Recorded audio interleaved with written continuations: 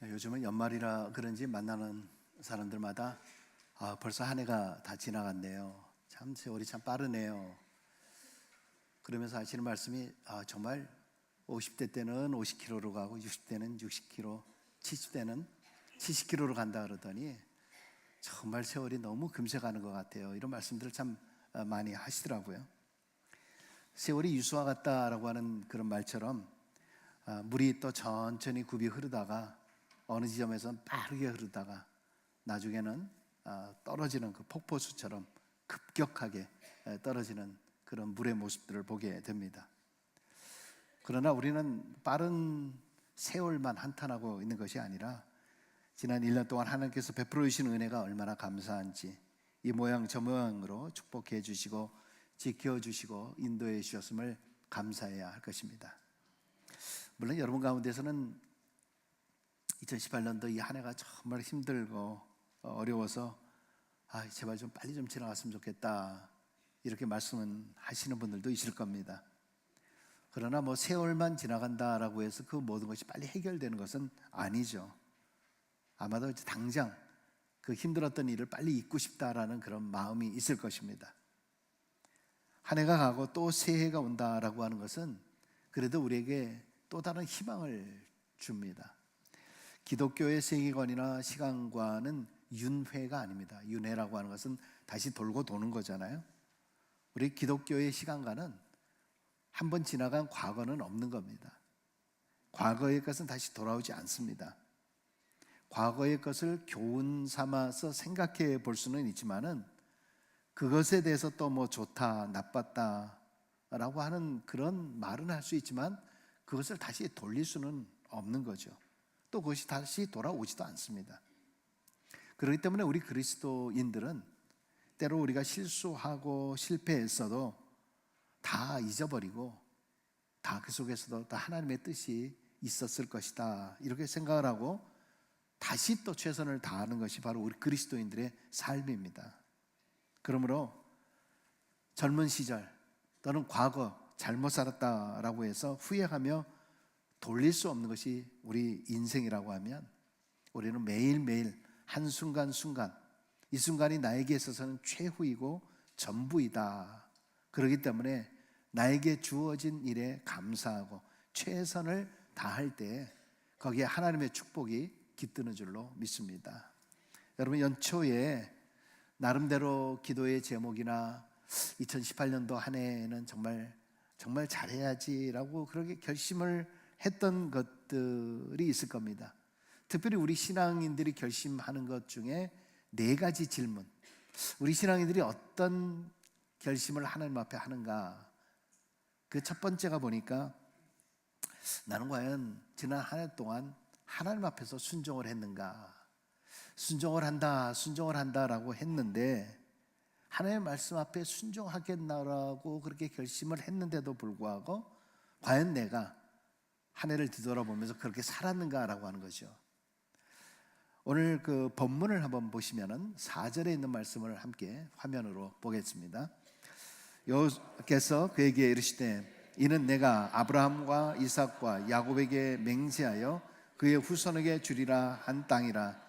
내가 내 눈으로 보게 하였거니와 너는 그리로 건너가지 못하리라 하시매.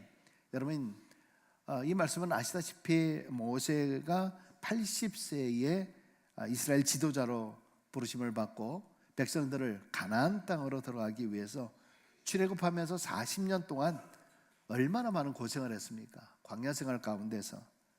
그러다가 드디어 가나안을 지금 목전에 두고 하나님은 모세에게 가나안 땅과 지중해까지 보이는 이 비스가산, 느보산의 가장 꼭대기인 비스가산의 그 꼭대기에 올라가서 모세에게 주시는 그 말씀이에요. 그러면서 그 땅은 네가 인도했던 이 이스라엘 백성들, 이 후손들이 그 땅에 들어갈 약속의 땅이다 라고 말씀을 합니다. 그런데 거기서 덧붙여서 하시는 말씀이 막상 모세에게 너는 그 땅에 들어가지 못할 것이다 라고 말씀하고 있는 겁니다. 사실 이건 참 좀 야속하다라는 생각이 좀 듭니다. 이제 요단강만 건너가면은 그렇게 기대하고 고대했던 그 영광의 땅이 기다리고 있는데 너는, 딴 사람은 들어가는데 너는 건너가지 못하고 여기서 인생을 마감하라 라고 하는 말씀. 정말 이게 정말 하나님의 말씀일까? 모세 입장에서는 이건 내가 찍혀서 그런가? 하나님 앞에 내가 뭘 찍혀서 그런가? 하나님께서 어떻게 이렇게 할 수 있는가? 지금까지 고생했는데 나를 지금 내가 지금 팽 당하는 거 아닌가? 나를 지금 약 올리시는가? 여러분, 그런데 성경을 보면은 그럼에도 불구하고 모세는 아무 말도 없이 순종을 해요. 지금 하나님의 말씀은 이 배경 가운데서는 네가 지금까지 수고하고 애쓰고 네가 해놓은 것이 아무리 크다 하더라도 내가, 하나님이 끝내라고 하면 그대로 순종하라는 거예요. 여러분, 만약에 내가 모세와 같은 상황이라고 하면은 그 말에 순순히 아멘 하고 여러분 순종할 수 있을까요? 여러분, 지금 어쩌면은 모세는 이 가나안만 들어가면은 왕도 될 수 있는 상황이에요. 최고의 권력, 최고의 위치, 최고의 파워를 가질 수 있는 그런 상황입니다. 그런데 하나님은 그런 엄청난 고난을 포기하고 내려놓으라는 겁니다.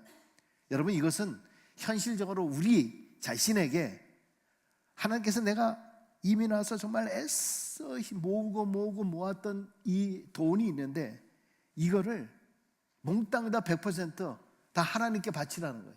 그 말에 순종하라는 겁니다. 여러분, 제가 만약에 이렇게 얘기하면 뭐라 그랬어요? 저 이단 목사 아니야? 저거 무슨 교주인가? 뭐 이렇게 얘기하지 않겠어요? 내가 가장 귀하게 여기는 이 폐물, 내가 가장 귀하게 여기는 이 모든 것, 이런 것들을 하나님 앞에 몽땅 드리는 그러한 순종의 믿음, 여러분, 우리가 이것을 가지고 있는가라고 하는 것입니다. 모세는 이스라엘의 최고의 정치적 지도자요, 영도자이기 때문에 이스라엘 모든 사람들이 인정을 하는 그런 사람입니다. 그런데 너는 들어가지 못하고 거기서 죽을 거라고, 너의 역할은 거기까지다 라고 말하고 있는 겁니다. 거기서 죽을 거라는 거예요. 근데 거기에 순종하는 거예요. 근데 이 가운데서도 하나님의 섭리가 있는 거예요. 만약 모세가 그 상태에서 가나안 땅에 들어갔다라고 하면 어떻게 되었을까? 어쩌면 존경받던 이 모세가 그곳에 들어가는 순간에 그는 하나님이 앉으실 자리를 모세가 차지하고 말 거예요. 자기가 원하지 않아도 백성들이 가만 놔두지 않았을 겁니다. 존경했던 모세가 하루아침에 교만의 상징이 될 수도 있었던 겁니다. 이 가운데서도 모세를 사랑하시는 하나님의 사랑의 섭리가 있었던 겁니다. 인간적으로 보면 너무나 매몰지고 인간적으로 보면 있을 수 없는 일이에요. 여러분, 성경을 자세히 읽었을 때 보면은 모세가 죽었던 모압 땅의 그 자리가 어디인지도 모르는 거예요. 그가 했던 대단한 일들이 흔적도 없이 다 사라져 버리는 거예요. 아니, 그 정도쯤이면은 모세를 위해서 큰 묘지라도 만들었을 거 아닙니까? 근데 그것도 어디 있는지 모르는 거예요. 여러분, 가끔 교회가 시험당할 때가 있어요. 이런 모양 저런 모양 별것도 아닌 거 가지고도 시험당하는 경우들이 많이 있는데, 특별히 시험당하는 게 두 가지가 있어요. 교회가 직분자를 세울 때, 그리고 두 번째는 성전 건축을 한 후에. 왜 여기에 시험이 들까요? 교회 직분자를 세울 때 왜 교회가 시험을 당할까요? 바로 공로 싸움 아니에요? 섭섭함 아닙니까? 내가 누군데라는 거 아닙니까? 내가 이 교회를 위해서 수십 년 동안 내가 얼마나 많은 일을 해왔는데 어떻게 나보다도 못한 저 사람이 저런 직분을 받게 돼? 나보다도 못한 사람이 어떻게 저렇게 돼? 사람들이 나를 알아주지는 않아. 교인들이 섭섭해. 목사가 알아주질 않아. 공로 싸움이에요. 공로. 내가 행했던 공로. 왜 성전 건축 후에 교회가 분열되고 왜 시련을 당합니까? 공로 싸움이에요. 나는 얼마를 드렸는데, 나는 교회를 하는데 어떻게 했는데, 그러다 보니까 나는 이렇게까지 했는데 나보다 못한 사람들이, 뭐 별로 헌금하지도 않은 사람들이 교회에서 뭘 했다라고 저렇게 하는 거예요? 여기서 시험이 일어나는 거예요. 여기서 싸움이 일어나는 거예요. 하나님이 다 보시는 거예요. 모세도 충분히 그럴 수가 있어요. 오히려 모세가 그 땅에 들어가지 못한 것은 하나님의 사랑의 섭리가 그 안에 있는 거예요. 하나님께서 나로 그런 직분자로 삼아주지 못한 것은 하나님이 누구보다 나를 잘 아는 거예요. 그래서 나를 그 자리에 세우지 않도록 해준 것도 하나님의 사랑의 섭리가 그 안에 있는 거예요. 그 앞에서도 내가 과연 순종할 수 있는가? 너는 하지 말라, 너는 거기까지다 라고 얘기할 때 내가 순종할 수 있는가? 그렇다면 그 사람이야말로 하나님께 인정받는 자가 되는 거예요. 여러분, 모세가 그냥 모세가 된 게 아니에요. 이러한 절대적인 질문 없는 순종을 통해서 귀하게 쓰임받게 된 겁니다. 두 번째 질문입니다. 두 번째 질문, 한 해를 돌아보면서 나는 열매를 맺었는가라는 것입니다. 예수님께서 베다니에 가셨을 때 한 무화과 나무가 있었어요. 그래서 그 나무에서 열매를 찾았죠. 근데 그 열매가 없었어요. 사실은 그때는 무화과 나무의 철이 아니기 때문에 열매가 있을 수가 없는 상황이에요.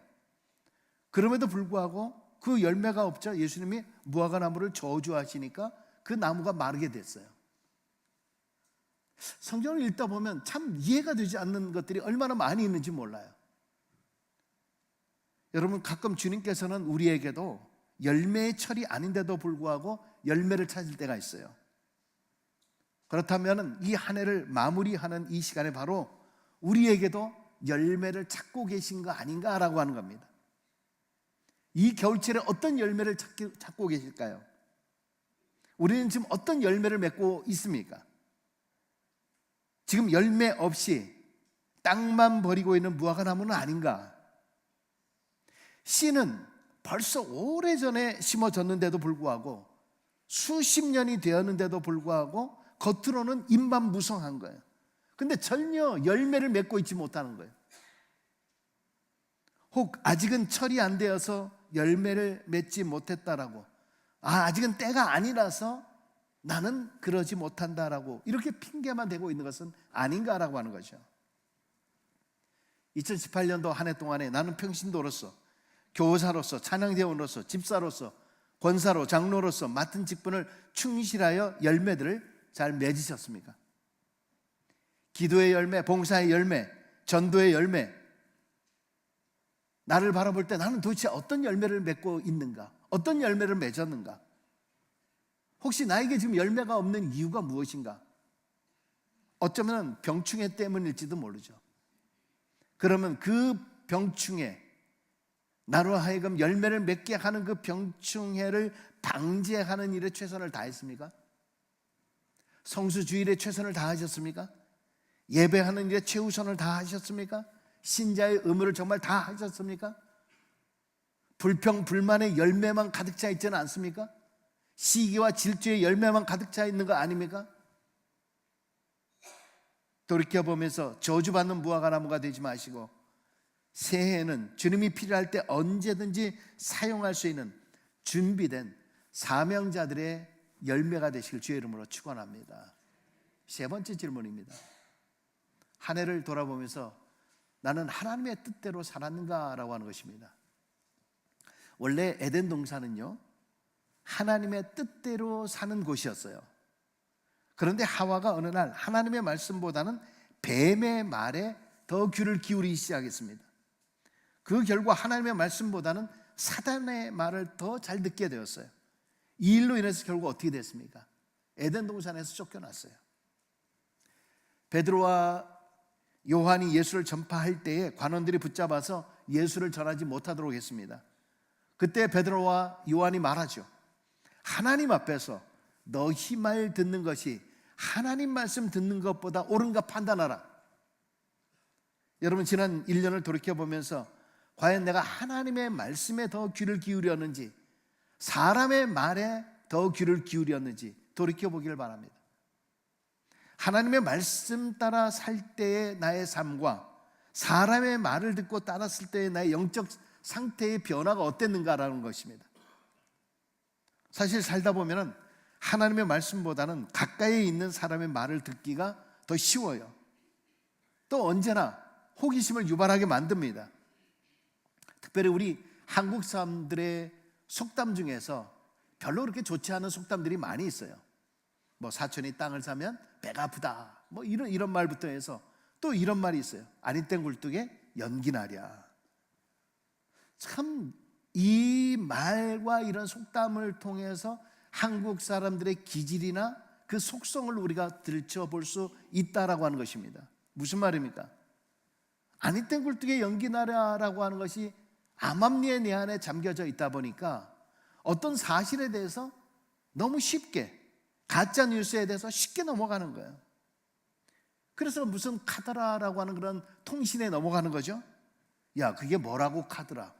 진실이 아는데도 누군가 뭐라 카더라, 야 그렇다 카더라 라고 얘기하면 거기에 넘어가는 거예요.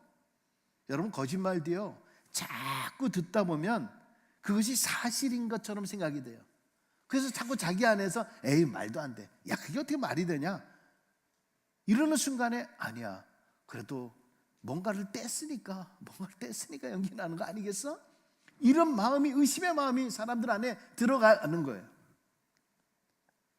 결국 사람의 말에 넘어가요. 사람의 말에. 여러분, 거짓말도 그래요. 거짓말을 내가 듣는 경우도 있지만 하는 경우들도 참 많아요. 나는 거짓말을 안 하는 것처럼 보이지만 알고 보면은 나도 살살 조금 거짓말하는 게 많아요. 이 거짓말도 습관이 되잖아요. 그러다 보면 아무런 죄책감도 없이 뻔뻔스럽게 거짓말을 해요. 그러나서 나중에 뭐라 그럽니까? 아니면 말고 그래. 아니면 말고 그래. 아니면 말고.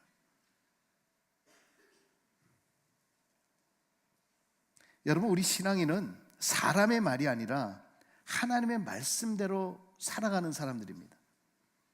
분명히 우리의 신앙을 흔들리려고 하는 사단의 말에 휘둘리지 않기를 바랍니다. 지난 토요일 새벽 기도 때 말씀을 드렸습니다만, 감정이 믿음에 앞서게 되면은요, 우리의 믿음이 헛것이 되는 거예요. 가끔가다 사람들이 내가 믿음이 왜 이렇게 흔들리는지 몰라, 내 믿음이 내가 수십 년 동안 믿어왔는데 내가 왜 이런지 몰라. 그거는 믿음 때문이 아니라 감정에 휘둘리기 때문에 그래요. 그러면 믿음이 있어도요, 감정에 휘둘리게 되면은 언제나 불평불만이 앞서게 돼요. 그러나 반대로 믿음이 감정보다 앞서게 되면은요, 불평불만한 상황인데도 불구하고 믿음이 앞서기 때문에 늘 긍정적으로 바라봐요. 그 속에서 하나님의 뜻이 무엇인가를 항상 생각하게 돼요. 여러분, 우리는 내 뜻대로 하면 잘 살 수 있다 하더라도 우리는 하나님의 뜻대로 사셔야 돼요. 우리가 내 뜻대로 하면 행복할 수 있다 하더라도 우리는 내가 손해보는 한이 있더라도 하나님의 뜻대로 살도록 결단해야 돼요. 2018년도를 마무리하면서 한 해 동안 행했던 나쁜 생각, 나쁜 습관, 나쁜 말들을 버리고 오직 하나님의 말씀 따라 하나님의 뜻대로 하나님의 크신 뜻을 이루는 귀한 성도들이 되시고 주의 이름으로 축원합니다. 네 번째 질문은요, 마지막 질문은 나는 정말 하나님 편에서 일을 했는가라고 하는 겁니다. 나는 하나님 편에서 일을 했는가? 우리가 한 해 동안 얼마나 하나님 편에서 일을 했는가? 내가 무슨 일을 할 때 하나님의 입장에서 과연 일을 했던가? 하나님의 생각에서 어떤 일을 만날 때 하나님이라고 하면 어떻게 하셨을까를 질문하며 살았는가라고 하는 것입니다. 우리의 가정과 우리의 또 사회에서 또 우리의 그룹에서 때로는 의견이 대립될 때, 할 말을 하고 싶을 때, 주일날 교회보다 딴 곳에 갈 일이 있을 때에, 내가 정말 주일날 시급한 일이 생겼을 때에, 때로 내게 물질이 필요했을 때, 또 이 물질이 하나님의 일에 필요할 때, 이렇게 우리는 수없이 많은 갈등과 또 이 선택을 하며 살아갑니다. 여러분, 그럴 때마다 우리는 과연 먼저 스스로에게 질문을 하고 있습니까? 나는 나의 우선순위를 어디에 두고 있냐라고 하는 것입니다. 정말 내가 이 순간에 하나님의 편에 서서 하나님 먼저 생각했는가? 아니면 내 편에 서서 내 것만 챙기기에 더 바쁘지 않았는가? 나는 누구의 편에서 일을 했는가 하는 것입니다. 말은 하나님의 편이라고 하면서도 막상 보면 나와 가까운 사람, 나와 관계가 있는 사람, 내 편의 사람의 입장에서 일하고 있는 것은 아닌가라고 하는 것입니다. 말은 교회를 위해서라고 하면서도 시기와 질투와 다툼 속에서 혹시 자기의 의를 내세우는 것은 아닌가라고 하는 겁니다. 여러분, 우리들은 저를 포함해서 참 자기에게는 좀 관대해요. 그런데 남에게는 엄격한 그런 모습들을 참 많이 봐요. 우리가 쉽게 하는 말 가운데서 그런 말이 있잖아요. 그 사람 참 내 맘 같지 않아. 참 내 맘 같지 않아. 여러분, 이 표현이 어떤 표현일까요? 여러분, 이 말은 사실은 자기를 높이는 말이에요. 나는 이렇게 훌륭하게, 나는 이렇게 좋게, 나는 선하게, 나는 이런 생각을 가지고 있는데 저 사람이 째째하다는 거예요. 저 사람이 치사하다는 거예요. 저 사람이 후졌다는 얘기, 후졌다는 거예요. 그러니까 결국 그 얘기를 함을 통해서 뭐예요? 나는 훨씬 저 사람보다 낫다는 거예요. 나는 잘한다라고 하는 그런 얘기예요. 여러분, 그러나 우리의 모든 상황 속에서 과연 내가 정말 그것이 하나님의 편인가라는 것을 먼저 생각해 볼 수 있어야 돼요. 가만히 보면 내 편이에요. 내 생각이에요. 내 감정에 휘둘리는 일들이 얼마나 많이 있는지 몰라요.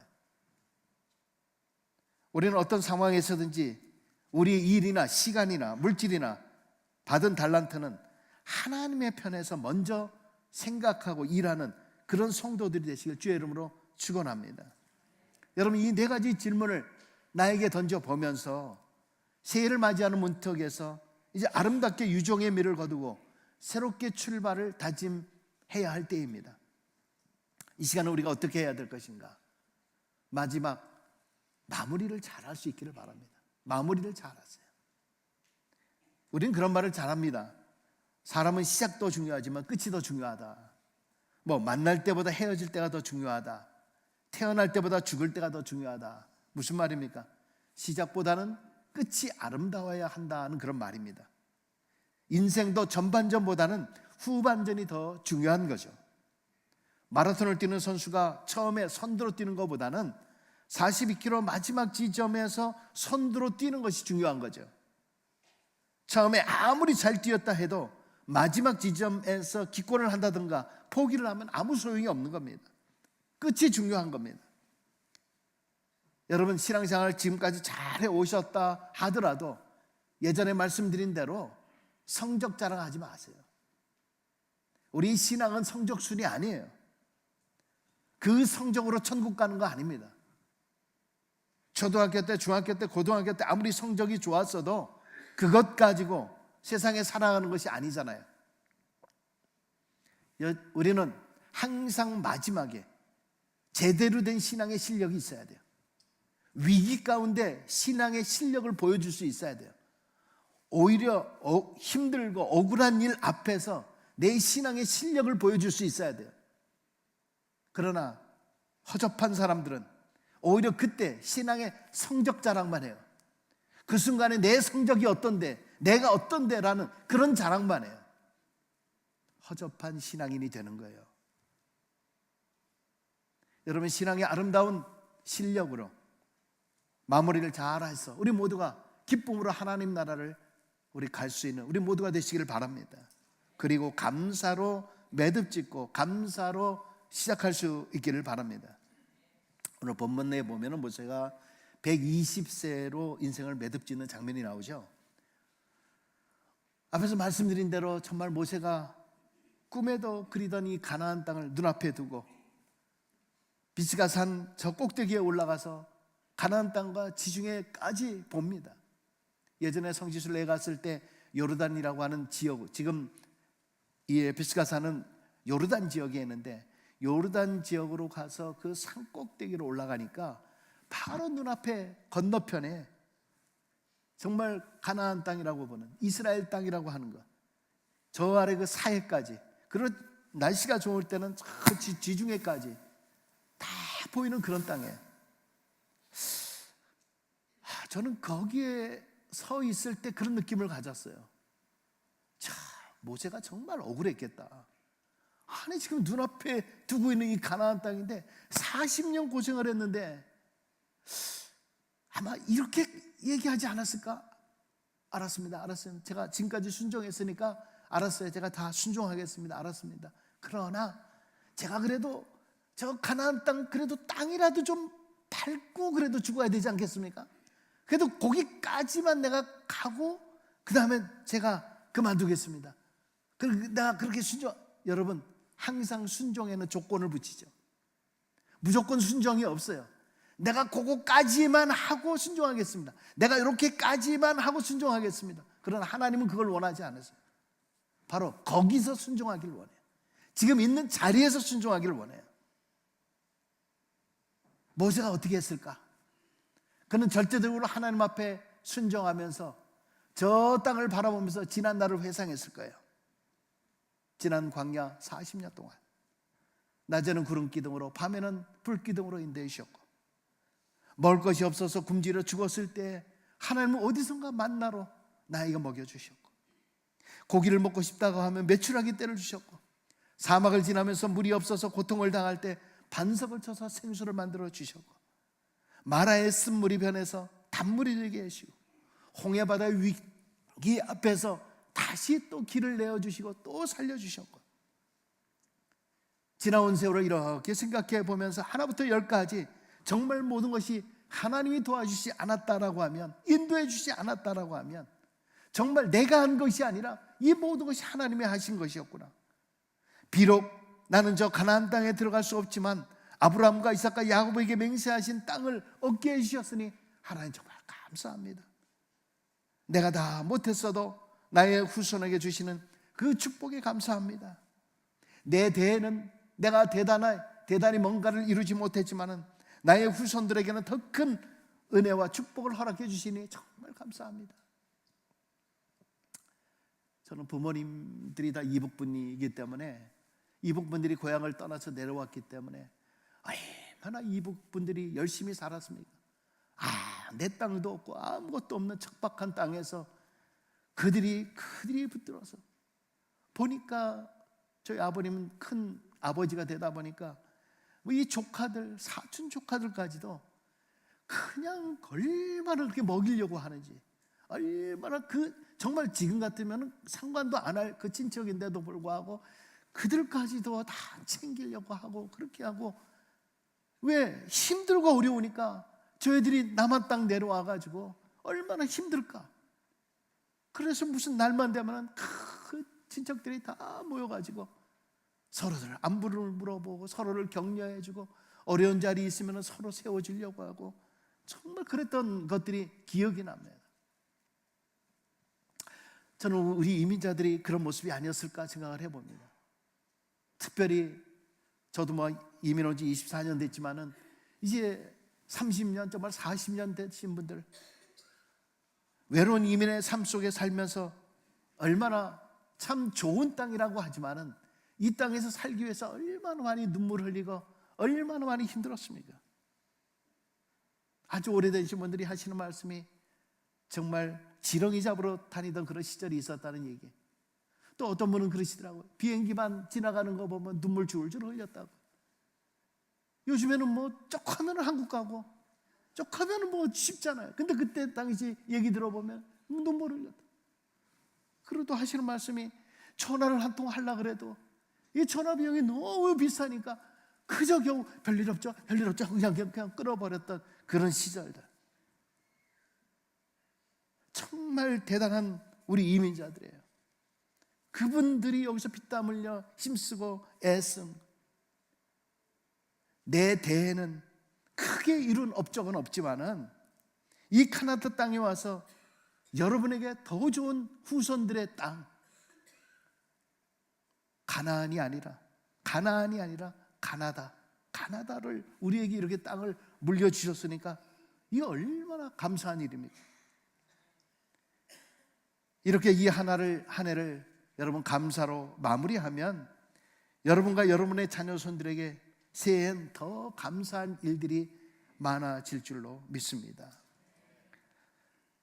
그런 의미에서 이제 새해에는 더욱 새롭게 다시 한번 다짐하는 그런 한 해가 되시기를 바랍니다. 이 네 가지 질문이 여러분의 다짐이 되시기를 바랍니다. 제가 질문을 할 때 그 밑에 답은 여러분이 답을 하십시오. 첫 번째 질문입니다. 나는 하나님 앞에서 순종을 하였는가? 하나님 앞에 더욱 순종하는 한 해가 되겠습니다. 아직 자꾸 메이크 센스가 안 되신 것 같은데, 제가 첫 번째 질문 다시 합니다. 첫 번째 질문, 나는 하나님 앞에서 순종을 하였는가? 하나님 앞에. 두 번째 질문, 한 해를 돌아보면서 나는 열매를 맺었는가? 세 번째 질문, 한 해를 돌아보며 나는 하나님의 뜻대로 살았는가? 그렇습니까? 하나님 뜻대로 살겠습니다. 마지막 질문, 나는 정말 하나님 편에서 일을 했는가? 무슨 일을 하든 하나님 편에서 일하겠습니다. 아멘, 아멘.